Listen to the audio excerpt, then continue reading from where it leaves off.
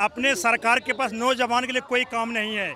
ना काम होने की वजह से हम लोगों के हाथ में झंडा देके जय श्री राम का नारा लगाओ, ये काम करो, वो हिंदू मुस्लिम की ये बढ़ावा दे करके, ताकि पब्लिक हमसे काम ना मांगे, हमसे हिसाब ना मांगे। अरे भाई मेरा नौजवान बेरोजगार है, काम की बात करो ना। तुम जय श्री राम मंदिर तोड़ो, मस्जिद तोड़ो, यार यही काम बच गया भारत में। भारत आगे कैसे बढ़ेगा? योगी जी खुद कह रहे हैं कि हमारे पूर्वों को मारा गया और पूर्वों को दबाया गया।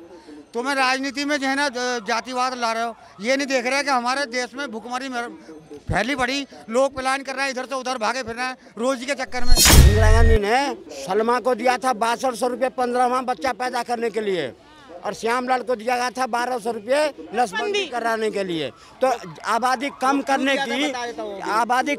के लिए हिंदुओं की ये कांग्रेस ने प्रिस्क्रिप्शन लिख दिया था। हिंदू को मना किया जा रहा है कि मतलब 8 बच्चा नहीं पैदा करने के लिए। 8 बच्चा पैदा करने से होगा क्या? फिर आप लोग बोलेंगे महंगाई है, राशन नहीं है, बेरोजगारी छा रही है, नौकरी नहीं है, फिर आप सरकार के ऊपर ढिंढोरा पीटेंगे।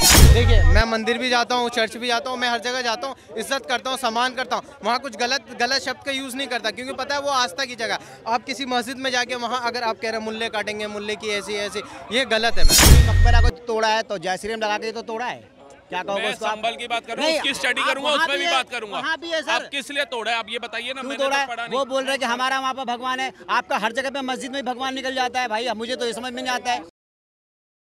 नमस्कार, आप देख रहे हैं वो न्यूज और मैं हूँ आपके साथ यशस्वी शर्मा। संभल में पिछले साल हुए दंगे के बाद बनी कमेटी ने मुख्यमंत्री योगी आदित्यनाथ को 450 पन्नों की रिपोर्ट जो है सौंपी, जिसमें ये दावा किया गया है कि आजादी के बाद से संभल में हिंदुओं की आबादी 45% से 15% पे आ चुकी है, यानी कि 30% आबादी जो है संभल में हिंदुओं की कम हो चुकी है, जिसके बाद से हिंदू पक्ष और मुसलमान पक्ष जो है आमने सामने हो गए। एक तरफ मुसलमान पक्ष का कहना है कि हिंदू वहां से इसलिए पलायन कर रहा है क्योंकि वहां पे रोजगार नहीं है, वहां पे कमाने का साधन नहीं है, जिसकी वजह से हिंदू जो है वहां से पलायन कर रहा है। वहीं दूसरी तरफ जो हिंदू पक्ष है उनका कहना है विरोध करते हुए कि हिंदुओं को प्रताड़ित करा गया है, उनके ऊपर अत्याचार करा गया है, जिसके चलते आज़ादी के बाद से लगातार हिंदुओं की संख्या जो है संभल में कम हो रही है। अब इसके ऊपर जनता जनार्दन से बात करते हैं कि उनका क्या कहना है। जी, संभल में जिस तरीके से जो 400 पन्नों की जो रिपोर्ट है मुख्यमंत्री को सौंपी गई,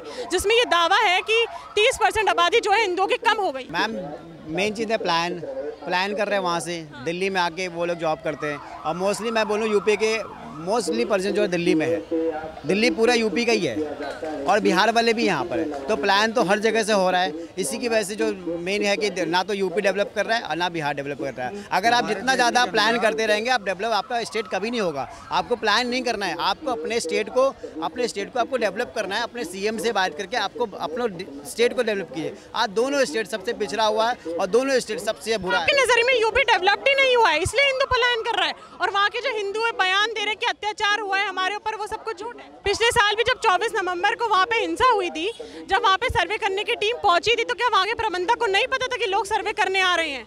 वहाँ के प्रबंधक को पता था। मैम देखिए, वहाँ पर उनकी जो ये पूरी की पूरी मैनिपुलेटिव थी, प्लानिंग थी, पुलिस को इन्फॉर्म कर दिया गया था सारी चीज़ें, पुलिस ऑलरेडी तैनात थी और पुलिस के साथ वो सारी चीज़ें हुई थी घटना। ये सबको पता है कि वहाँ पर मुसलमानों को बिल्कुल भी नहीं बताया गया था, और पुलिस घर में घुस के गली में उनके गली में घुस करके आए थे। तो ये सारी चीज़ें मैम प्लानिंग है। मैं हिंदू मुस्लिम के लफड़े पे मैं नहीं जाऊँगा। लेकिन आपने बात करी कि वहाँ पे मतलब इसलिए हिंदू पलायन कर रहे हैं कि वहाँ पे रोजगार नहीं है और कमाने का साधन नहीं है।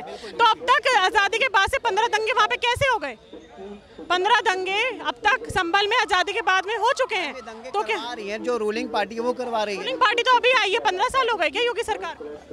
11 साल 12 साल हो गए मैम, 15 साल होने वाले, 13 साल हो गया उसको। तब से वो मतलब आप कहना चाह रहे हैं कि वो दंगे करवा रही है? कितने दंगे इनकी सरकार में हुई है, आप पता कर लीजिए कितने दंगे हुए यूपी के। दंगे कब हुए थे?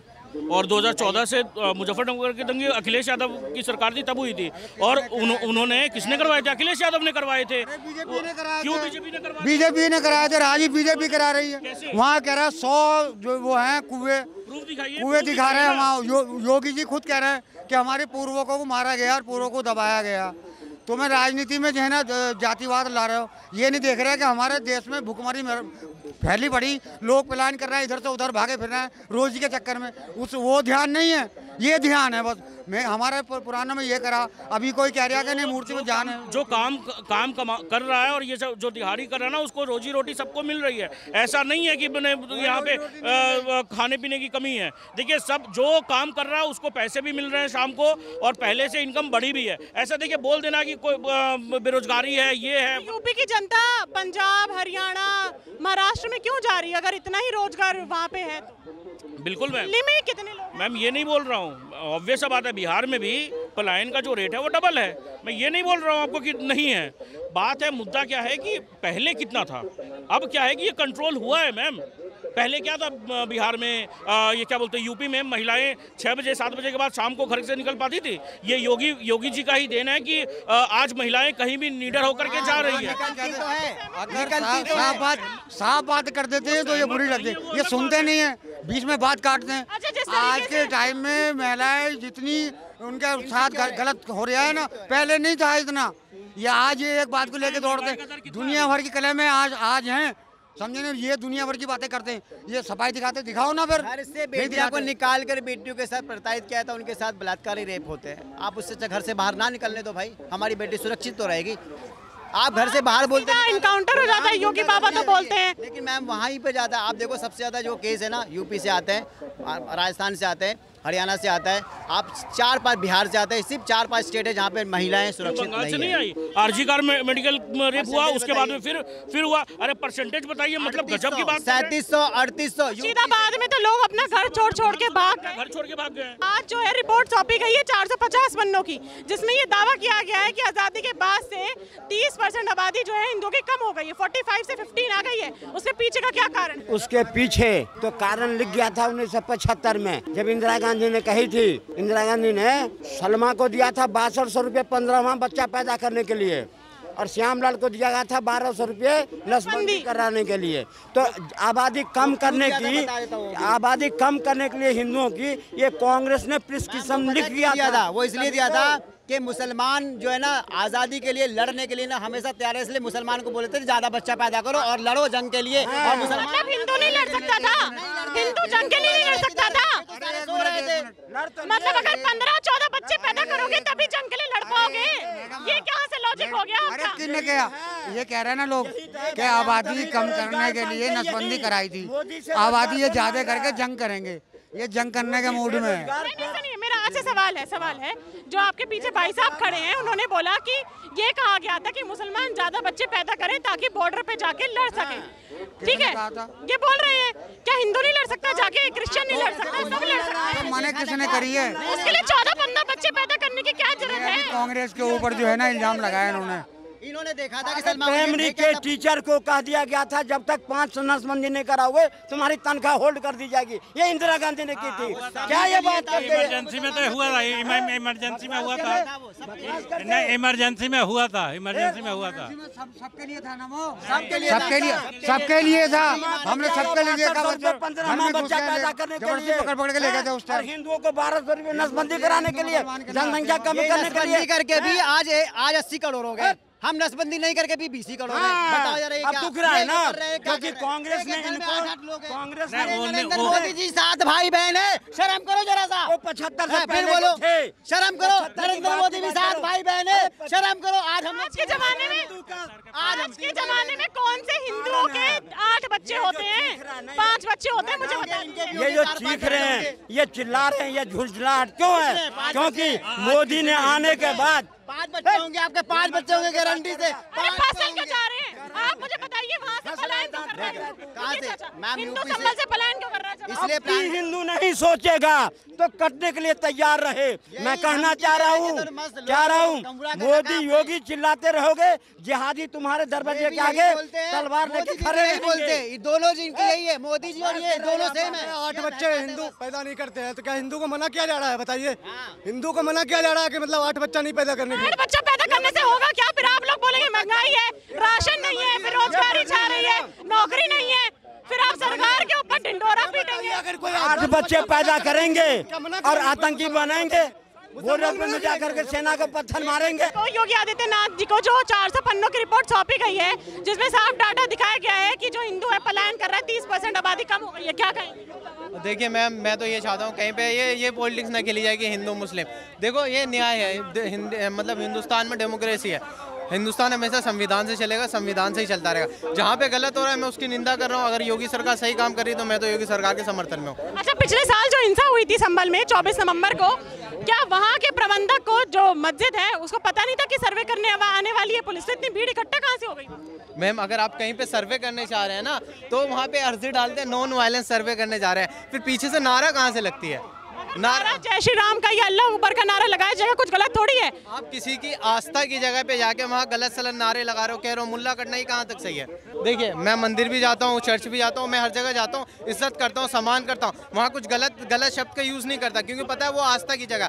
आप किसी मस्जिद में जाके वहाँ अगर आप कह रहे मुल्ले काटेंगे, मुल्ले की ऐसी, ये गलत है। मैम संभल मस्जिद के अंदर का, संभल मस्जिद के अंदर का मुझे कोई एक तथ्य दिखा दीजिए। राहुल गांधी वाली बात मत करिए कि आरोप लगाऊंगा, तथ्य नहीं दूंगा, सबूत नहीं दूंगा। आप मेरे को एक फैक्ट के साथ सबूत बता दीजिए कि मस्जिद के अंदर जय श्री राम का नारा लगाओ। संभल मस्जिद के अंदर जब सर्वे हो रहा था, या वहां पर जो भी आपने शब्द बोले ऐसा बोला गया, मस्जिद के अंदर का दिखाना। प्रांगण के अंदर जो भीड़ है उसने अगर जय श्री राम बोल दिया उसका मत दिखाना। और दूसरी बात है कि अगर जय श्री राम का नारा लगाया तो वो उसमें इतनी ताकत थी या इतनी शक्ति थी कि इतने सारे लोग इकट्ठे हो गए कि पुलिस वालों को पत्थर मारने शुरू कर दिए। अभी यूपी में जो अभी मकबरा को तोड़ा है तो जय श्री राम लगा के तो तोड़ा है, क्या कहोगे? मैं संभल की बात करूँ, उसकी स्टडी करूंगा, उसमें भी बात करूंगा। आप किस लिए तोड़ा है आप ये बताइए ना। मैंने तो पढ़ा नहीं। वो बोल रहे हैं कि हमारा वहाँ पर भगवान है, आपका हर जगह पे मस्जिद में भगवान निकल जाता है। भाई मुझे तो ये समझ में नहीं आता है। तो भाई जो एक मिनट सुनिए, सरकार के पास सुनो, नौजवान के लिए सुनो,